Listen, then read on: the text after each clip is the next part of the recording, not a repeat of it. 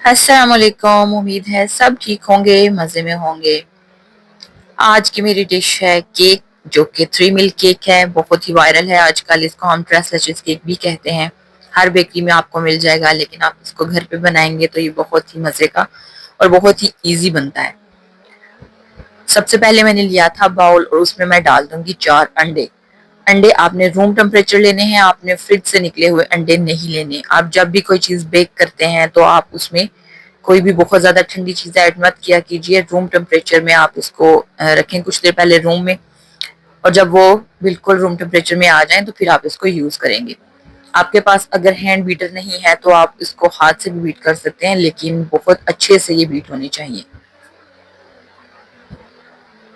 अच्छा, जब इस स्टेज में आ जाएंगे तो फिर इसमें मैं डाल दूंगी चीनी। 1 कप तकरीबन मैंने चीनी ली है। अगर आपके पास चीनी का पाउडर नहीं है तो आप इसको पहले ग्राइंड करके उसका पाउडर बना के उसको छान लीजिए और फिर इसमें ऐड कीजिए। अगर आपको बहुत ज्यादा मीठा पसंद है, बल्कि इस केक में आपको बहुत ज्यादा मीठा पसंद है तो भी आपका चलेगा, क्योंकि जब हम इसके लिए लिक्विड रेडी करेंगे तो वो भी ऑलरेडी बहुत मीठा होता है। तो अगर केक में आपकी शुगर कम भी हो जाती है तो वो कोई इतना मसला नहीं है। इसको मैं कर दूंगी मिक्स। ठीक है, इसको अच्छे से आपने मिक्स करना है और फिर इसके बाद मैं डाल दूंगी इसमें बेकिंग पाउडर। बेकिंग पाउडर तकरीबन था मेरे पास 1 टीस्पून, और ऑयल था मेरे पास 4 टीस्पून।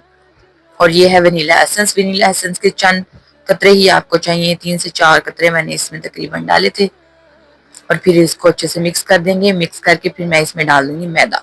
मैदा है मेरे पास 1.5 कप। बहुत ही अच्छे तरीके से आप मैयर करके अपनी बेकिंग करेंगे तो आपकी हर चीज बहुत अच्छे से बेक होगी, आपको कोई भी प्रॉब्लम नहीं होगी।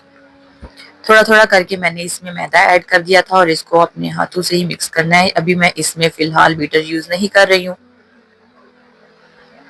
हाथ से ही तकरीबन आपने इसको मिक्स करना है। ये देखिए, जिसको मैंने मिक्स कर लिया, आप इसको मजीद मिक्स करेंगे ताकि इसमें लम्स बाकी ना रहें।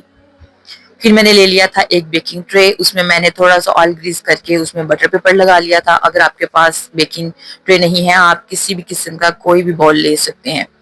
और मैं इसको बेक ओवन में नहीं करूंगी, मैं इसको देगचे में या फिर कुकर, जिस भी चीज में आप इजी हैं। अगर आपके पास ओवन नहीं है तो जरूरी नहीं है कि आपका केक नहीं बन सकता।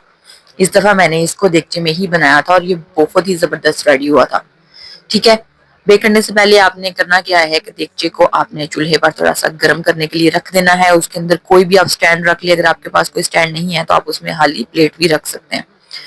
वहां मैंने बेक होने के लिए रख दिया था और यहाँ मैं इसके लिए इसका लिक्विड रेडी कर लूंगी। इसमें मैंने लिया था 2 कप दूध था मेरे पास। उसमें मैंने कंडेंस मिल्क तकरीबन 100 ml मैंने इसमें कंडेंस मिल्क ऐड किया था।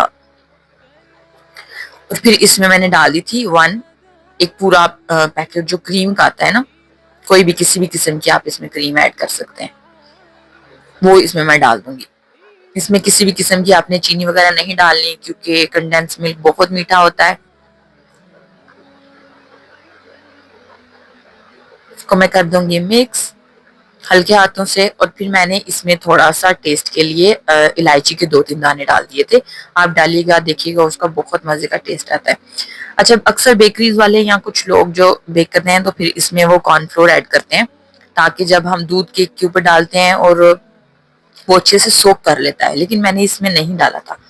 केक देखिए जी मेरा अच्छे तरीके से बेक हो चुका है और मैं इसको किसी भी फॉर्क या किसी भी मदद से आप इसको सेपरेट कर ले। और फिर इसमें मैं डाल दूंगी अपना जो लिक्विड। जब आपका केक ठंडा हो जाएगा तो फिर आप उसमें मिल्क ऐड कीजिएगा, गर्म केक के अंदर आप ना डालें। अच्छा, बेहतर तो यही है कि आप इसको ओवरनाइट, दूध जो इसमें डाल के मैंने हमने मिक्सचर रेडी किया था, इसको डाल के आप ओवरनाइट इसको फ्रिज में रखें। लेकिन अगर आपके पास टाइम नहीं है तो आप 3 से 4 घंटे तो इसको जरूर रखें, क्योंकि केक दूध को सोख करने में टाइम लगाता है और जब तक इसके अंदर तक दूध ना जाए तो केक बिल्कुल मजे का नहीं बनता। मैंने इसको तकरीबन डाल के फ्रिज में रख दिया था और दोबारा जब इसने सोख कर लिया था तो फिर मैंने इसमें जो बचा हुआ दूध था वो भी डाला था। अच्छा, साथ में मैंने बाउल में ले ली है एक व्हिपिंग क्रीम।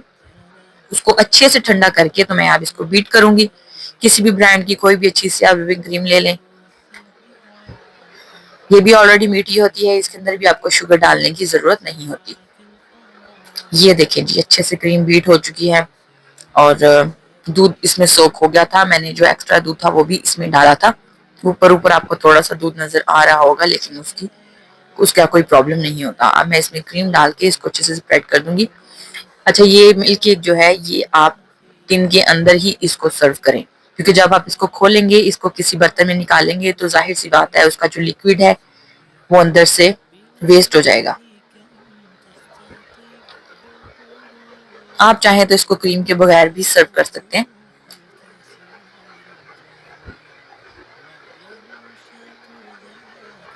अच्छा, ऊपर क्रीम लगा के क्रीम जब आप बीट करते हैं तो उसको जरूर थोड़ी देर के लिए फ्रिज में रेस्ट दिया करें और उसके बाद आप उसको असेंबल करें। अच्छा, ये देखें जी, जो आपको ऊपर नजर आ रहा है ये इलायची है।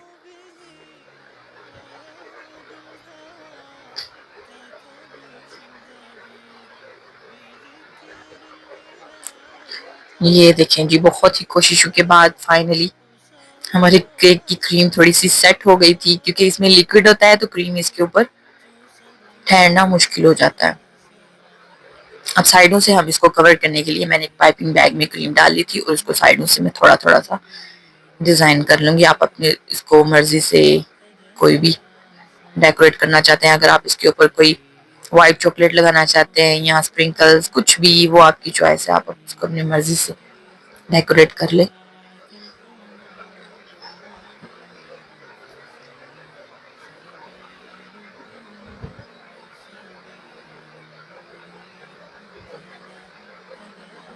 चलें जी, मैंने इसको साइड से कवर अप कर दिया था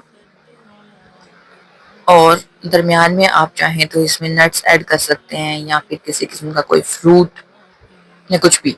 मैंने इसमें पिस्ताचियोज का पाउडर बना के तो वो रखा था, वो मैं इसमें ऐड कर दूंगी, थोड़ा सा स्प्रिंकल कर दूंगी। ये देखें जी, बहुत ही प्यारा हमारा केक रेडी हो चुका है और ये बहुत ही मजे का बनता है। घर में आप इसको बनाएंगे तो ये बहुत ही बजट फ्रेंडली है और बहुत ही इजी है। 3-4 इसके बेसिक से स्टेप्स हैं जो आप अच्छे से फॉलो करें तो आपका बहुत ही अच्छा केक बनकर रेडी हो जाता है। आप इसको घर पर जरूर बनाइएगा, अपने गेस्ट के लिए, अपने फ्रेंड्स के लिए। और मेरी वीडियो को लाइक और सब्सक्राइब करें। अगर आपने बेल आइकन को नहीं दबाया तो आप उसको जरूर दबाएं, ताकि मेरी हर आने वाली वीडियो का नोटिफिकेशन आपको मिल जाए।